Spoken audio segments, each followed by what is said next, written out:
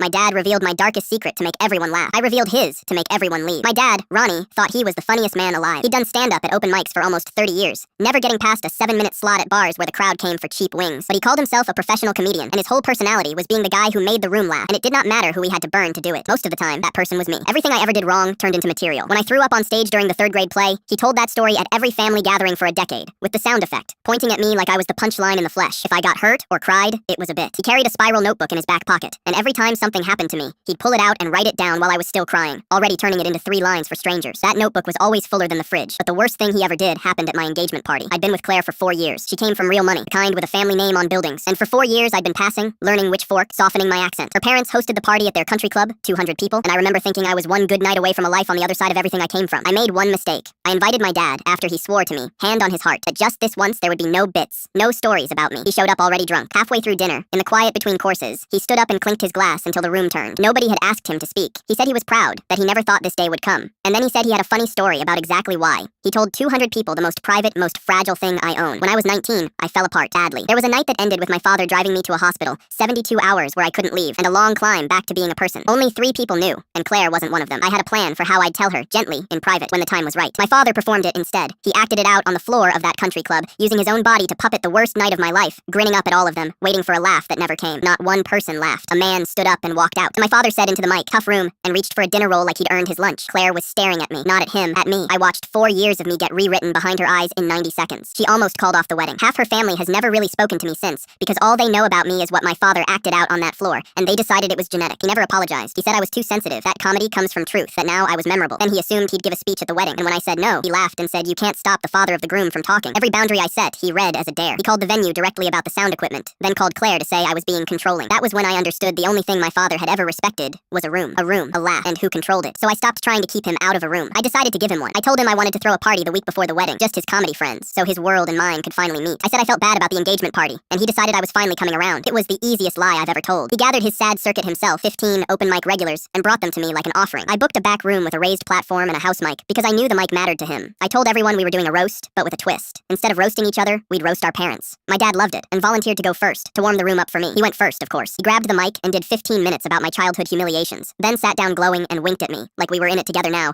2 comics at last. Then, it was my turn. He clapped before I even stood up, and called out, "Here we go, my kid." I walked up onto the platform I had paid for, took the microphone out of the stand, and looked at my father in the 2nd row, arms crossed, already smiling, ready to be proud of me. I had no notes. I didn't need any. I'd been writing this set for 30 years. I just hadn't known it was a set. I started with the year my father was 17. Click here to watch part 2 of the story.